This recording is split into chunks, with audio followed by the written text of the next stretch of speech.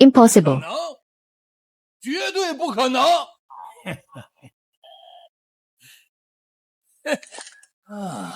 ！Gago ka, kinunsaba mo sila. Niloloko mo ko, no. Gulundeng, bakit ko naman gagawin yan? Ang materyales na to ay talagang nagkakahalaga ng 5 milyon. Golondeng. Sa isang pustahan, kalidad ang pinakaimportante. Ano, ikaw lang ba ang pwedeng manalo? Hindi ka marunong matalo. Tama na ang satsat. Ako mismo ang pumili ng mga kahoy na to. Paanong hindi ko malalaman? Itong piraso ng kahoy na to, wala talaga. Huwag mong sabihin nandaya ka sa mga kahoy. Paano naman ako mandadaya? Ang daming tao. Paano naman ako mandadaya, di ba? 对不对？哎，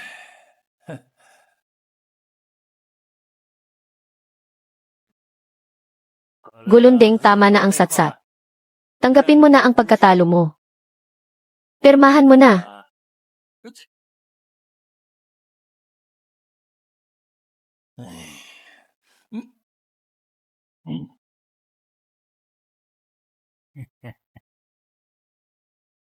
Mr. Chen, grabe, ang galing mo talaga. Ikaw na ang Diyos ko. 的神呐！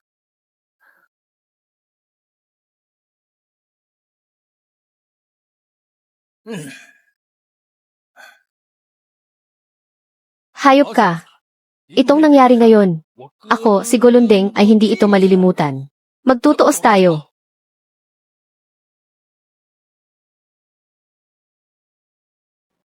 Mr. Chen, sumama ka sa akin pabalik sa Pamilya Lin. May bibigay sa'yo ng Pamilya Lin ang pinakamagandang mga oportunidad. Kahit sa paghahanap ng pamilya mo, o sa pagsisimula ng sarili mong negosyo. Matutulungan kita. Maraming salamat. Pero may asawa ako. Kailangan kong bumalik sa kanya sa lalong madaling panahon. CJ, naniniwala akong babalik ka.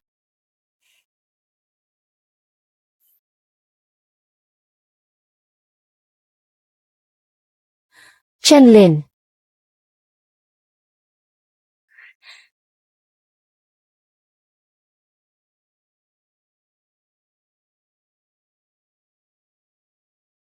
Kung gayon, mag-iingat ka sa iyong paglalakbay.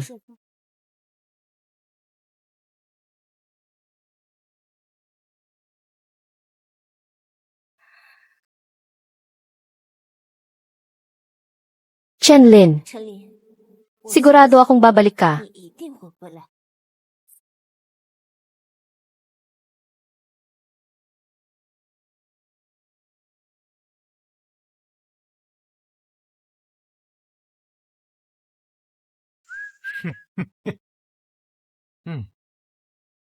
Aba, mukhang lumalabo na yata ang paningin ng magandang si Yan ah. Umalis ka.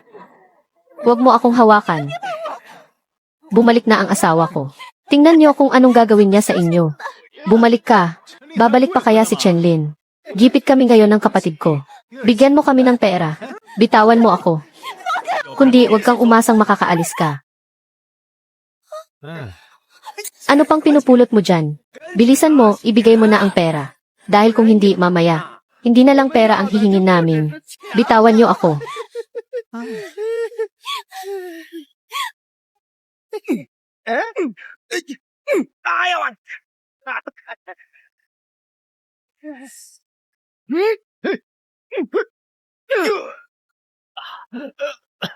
Naghahanap ba kayo ng katapat niyo? Ikaw si Chenlin.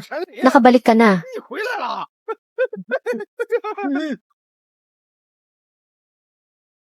Chenlin. Chenlin.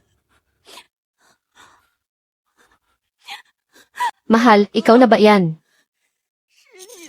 Nuan-nuan, anong nangyari sa mga mata mo? 眼睛怎么了？ Hindi ba ako nananaginip? Ang mahalaga, bumalik ka. Bumalik ka na. Nuan-nuan. Patawad. Pinaghintay kita ng matagal. 太久了，对不起 Patawarin mo ako.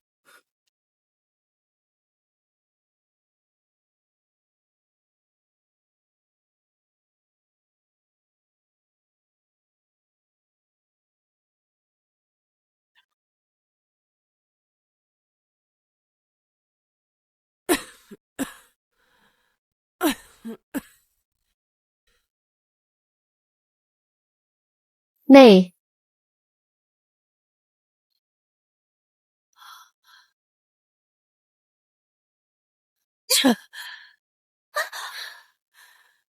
at nagawa mo pang bumalik. Hayop ka. Nay, wag po kayong magalit. Di ba't nakabalik na po si Chenlin? Sa wakas, buo na ulit ang pamilya natin, Nay.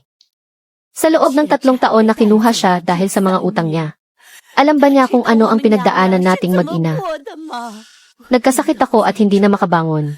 Sinuan-nuan, 3 ang trabaho sa isang araw. Kailangan niya akong alagaan. At bayaran ang mga utang. Nitong huling 6 na buwan, halos mabulag na siya sa sobrang pagod. Alam mo ba iyon? Nay, patawad, kasalanan ko. Wala kasi akong kwenta. Kasalanan ko ang lahat.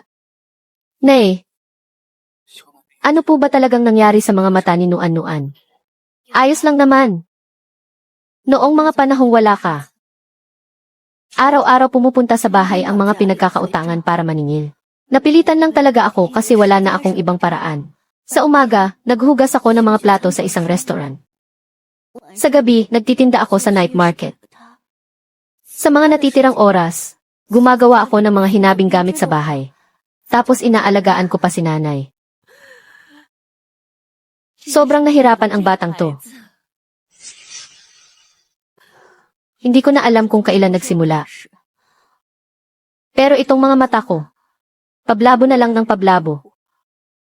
Noong una, akala ko pagod lang. Tapos, tuluyan na akong di nakakita. Nagpatingin ako sa ospital. Sabi ng doktor, ang problema raw sa mga mata ko ay dahil sa matinding pagod sa loob ng mahabang panahon. Naging sanhito ng pagkasira ng mga ugat. Permanente na raw ang pinsala. Nuan-Nuan, huwag kang matakot. Hayaan mong tingnan ko. Marami akong natutunan nitong mga nakaraang taon. Sige, ipikit mo muna ang mga mata mo.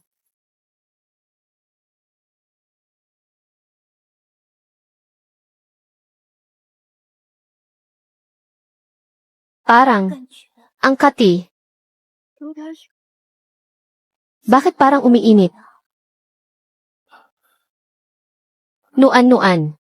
Sige na, subukan mong imulat ng dahan-dahan ang mga mata mo.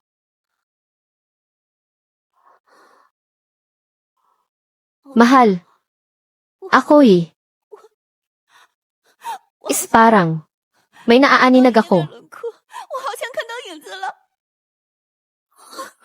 Ikaw ba yan? Ikaw nga, di ba? Ikaw. Pumayat ka ba?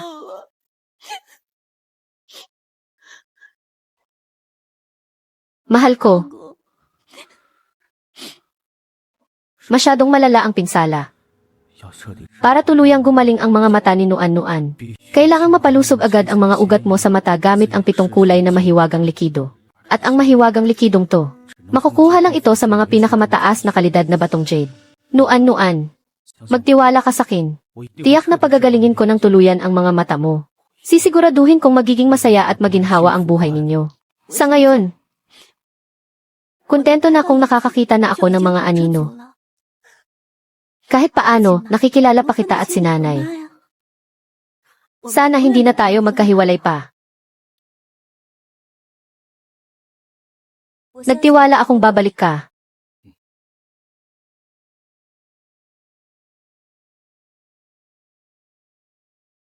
Ang lugar kung saan maramihang makakahanap ng pinakamahusay na klase ng batong jade ay sa Myanmar lang. Nuan-Nuan, magtiwala ka sa akin. Simula pa lang to. Sisiguraduhin kong makakakita ka na ng malinaw. Magtiwala ka. Tiwala ako sa'yo. Pero ang makabalik kang ligtas. At kasama pa natin si nanay, na magkakasama tayong buong pamilya. Wala nang higit pa riyan. Ay, nga pala, mahal. Saan mo natutunan ang lahat ng galing mo? Sa loob ng 3 taon mo sa Myanmar, ano ba talaga ang mga pinagdaanan mo? Nahirapan ka siguro ng husto, no? Mahabang kwento yan. Saka ko na lang ikukwento sa'yo. Basta magtiwala ka lang sa akin. Kaya ko na kayong protektahan ngayon. Pangako, hindi ko nahahayaang maapi pa kayo.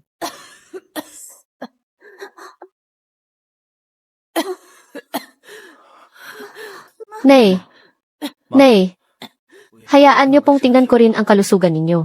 Matanda na kasi ako. Matagal na tong mga sakit-sakit ko. Kung mabaldado man, hahayaan ko na lang. Ang inaalala ko lang ay baka mahirapan si Nuan-Nuan. Nay, marami po akong natutunang kakayahan. Magtiwala po kayo sa akin. Sigurado pong mapapagaling ko kayo.